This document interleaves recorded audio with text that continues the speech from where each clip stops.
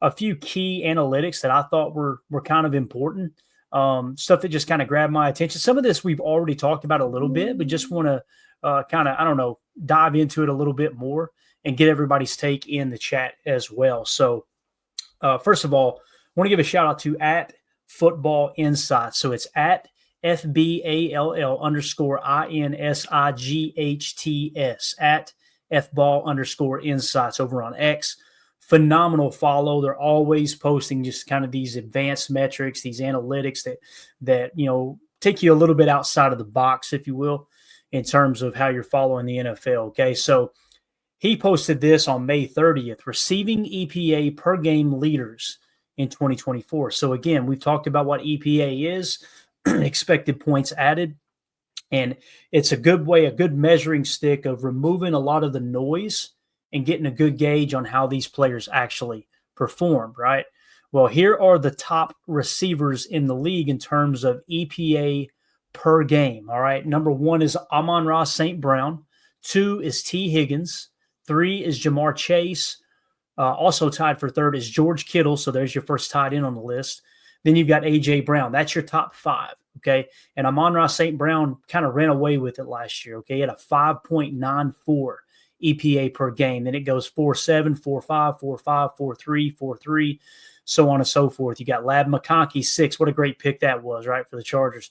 Terry McLaurin, scary Terry McLaurin out there in Washington. You got Devonta Smith of the Super Bowl champion Philadelphia Eagles. Nico Collins from the Houston Texans. Adam Thielen in the 10 spot. Puka Nacua in the 11 spot. Jonnu Smith, another tight end. I think he's with the Dolphins, I believe now. He comes in the 12 spot. Justin Jefferson lands at 13. Mike Evans, 14. Brian Thomas, 15. Trey McBride, 16. 17 is Malik Neighbors. 18, Khalil Shakir, if I'm saying that correctly. Then you've got 19, Jawan Jennings. 20, Jackson Smith and Jigba. 21, Darnell Mooney. 21, Rashad Bateman. 23, Jalen Waddle. 24, Jalen Coker. 24 also is Mark Andrews, tied in from the Baltimore Ravens. Zay Flowers is 26. Alec Pierce, remember him a few draft years ago. The Packers were very interested in him. I think they might have brung him in for a top 30 visit. He ended up going to Indianapolis. He's in the 27 spot. Alan Lazard. We had a little conversation about Alan Lazard the other night on the show, right?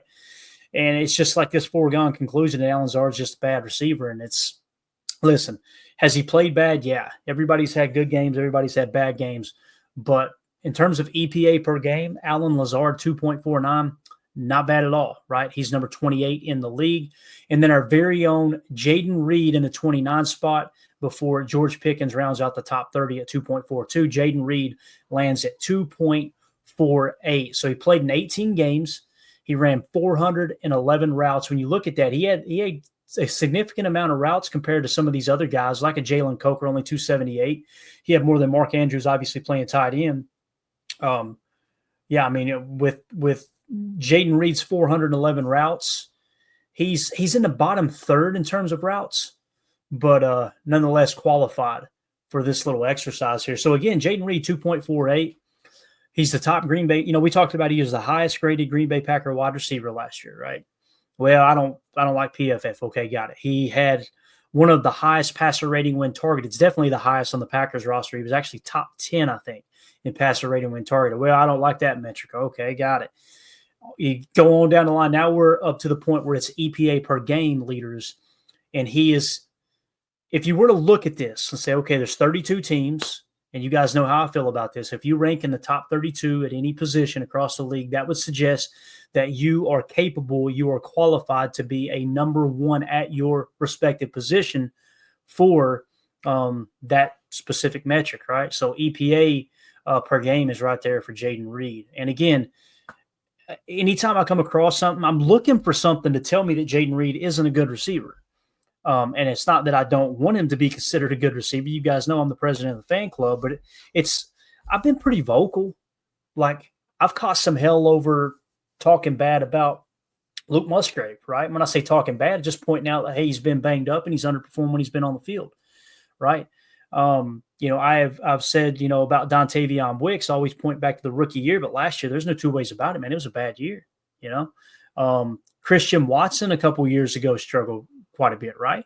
So I'm not afraid to talk negative on a player on the Packers roster if it's warranted. But when people talk about Jayden Reed as if he's not a good receiver, it's just simply not true. So just another metric here, right? That just proves that Jayden Reed is going to be a solid player for the Green Bay Packers for a long time to come. I want to see them lock him up under contract, especially if he does this again this year. Now, if he takes a huge step back like Dontavion Wicks did last year, I'd be a little nervous. I'd be a little more like, man, maybe we need to pump the brakes a little bit, right? But I don't expect that. I don't expect it at all, man. I expect him to continue to get better. I don't know if you guys heard what Josh Jacobs said in the offseason where he was like, we need to go out and get a receiver. And Jayden Reed sent a tweet out kind of like, okay, all right. And then Josh Jacobs was interviewed here recently during OTAs and asked if he had spoken to Jayden Reed about that comment. And he said, yeah, we've spoken about it, right? And Jayden Reed basically said, it's just motivation for me. That's how you respond to something like that. And listen, kudos to Josh Jacobs for rattling people's cages a little bit. He didn't do it in a way to go, these guys need to step up, they suck. Just a little subtle leadership move in saying, we need to get us a receiver in there. We got to get better at receiver. He didn't say Jayden Reed needs to play better. He didn't say Romeo Doubs needs to play better. He didn't say Dontavion Wicks needs to stop dropping the ball. No, he just said we need to get a better receiver in here. We need to get more receiving targets in here. And I think that was perfect because Jayden Reed, that's the other thing Josh Jacobs went on to say. He said, I can see how these guys are responding. They're chirping in camp. They're chirping in mini camp, these receivers are, because they're out to prove a point. Romeo Doubs in a contract year, right? He's going to be playing for his NFL life, so to speak. Christian Watson's going to be coming back, whether it's late October, early November. Hopefully it's whenever he's healthy. I don't care if it's December as long as he's fully healthy. That's all I care about. But when he comes back, he's going to have a short window to try to impress the Packers to give him a contract extension, whether it's one of these, 1 or 2 year prove it deals just to make sure, hey, let's just make sure the knee's okay type thing. Or if they want to extend him and they feel good about it, kind of like they did with Rashawn Gary, after he tore the ACL, he proved he was healthy and they were willing to give him a deal. Now, obviously, edge rusher a little bit different than wide receiver, but nonetheless, it's definitely something he's kind of auditioning for his job. And then you got the 2 rookies, of course. Matthew Golden wants to prove his worth. He wants to show that he can be that outside receiver, that Z. And then, of course, you've got Savion Williams, who everybody's kind of dubbed the gadget guy. I guarantee you he wants to come in and prove he can play receiver. So what you've got is this perfect recipe for competition is really what it comes down to. And I'm sure Coach Lynn can attest to this. There's nothing better in a position group room than a room full of guys that no one has arrived and everyone is competing for their spot, not just on the roster, but in this offense. Because, there's levels to all of this stuff, right?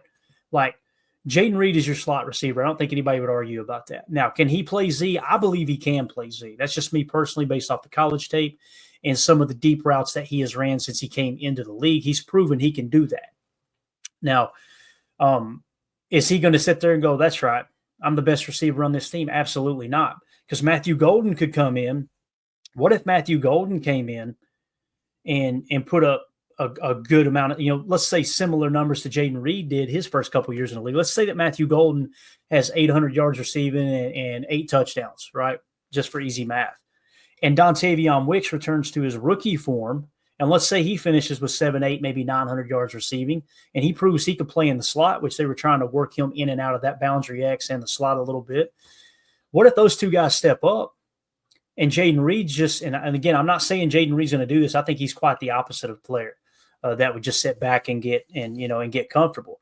Where Jayden Reed takes a step back and kind of rests on his laurels, he's going to be looking up next year going, they're probably not going to give me an extension because Tay Wicks just took my money and Matthew Golden's the real deal. That's the stuff that matters, man. That's everything that matters in a position group. And it's what pissed me off about the center position the last couple of years because we could all see center was underperforming in Josh Myers. And it's like there was never a competition. So that's something that I look forward to this year. I think it's going to be great. Solder in the chat, good to see you, buddy. He says Reed should play Z. I'm okay with Matthew Golden, Dontavion Wicks, and Jayden Reed kind of rotate. And when I say rotate, I don't mean coming in and out of the game. I mean, 1 second, let's say Jayden Reed will line up in the Z, but the pre-snap motion ends him in the slot where he's essentially playing F, and he'll run the slot route, right? Maybe he starts in the slot and does that cheat motion outside the Z. We've seen that last year as well. Now, if you get Matthew Golden acclimated to Matt LaFleur's system to where you can use him in a similar manner, man, sky's the limit, right? And then I feel like Dontavion Wicks is more cut for what Romeo Doubs does at Boundary X. Romeo Doubs did it way better than Dontavion Wicks last year, in my opinion, mainly because he caught the football. But if he could get those drops under control and he could take that spot from Rome by the end of the year, you don't have to pay Romeo. Romeo walks in free agency. Now you've got Dontavion Wicks in the Boundary X, and you've got Matthew Golden and Jayden Reed, who can be a little more versatile and mix and match there at the Z and the slot. So Matthew Golden's going to play a huge role on this team this year. I believe that. Now, will he exceed expectations or will he fall short, right? That's the question. But everything we've heard out of camp is Matt LaFleur talking about how he's an extremely sharp receiver. Like he's a smart guy. He's got the right attitude. You hear Jordan Love say he's very polished. He used that word. You heard Romeo Doubs talking about he's already a dog, right? So Matthew Golden should hit the ground running, man. But yeah, I wouldn't have any problem with him playing Z, Soder. I think he does that pretty well. He being Jayden Reed. But the other thing too is, let's say you put Reed in the Z and you go, okay, predominantly you're playing Z, okay? And let's say you put Matthew Golden at X and then you're rotating guys in and out of the slot. Well, when Jayden Reed goes down, who's your Z now, right? So if you're working them both into the Z, the moving Z, the F, the slot, whatever you want to call it, if you're working both of them, both Matthew Golden and Jayden Reed in and out of that all year long, if and when, it's going to happen, guys. This happens every year. If and when someone gets hurt and misses 2 or 3 games, the other guy is going to be what we call cross-trained, right, at those positions. And that is something the Packers do really well, especially on offensive line. They're big on cross-training offensive linemen. So it's going to be fun to see how that unfolds. So, again, Jayden Reed, I feel like he's very underappreciated. 2.48 EPA per game, finishing 29th in the entire league last year. That was Packers' best on their roster.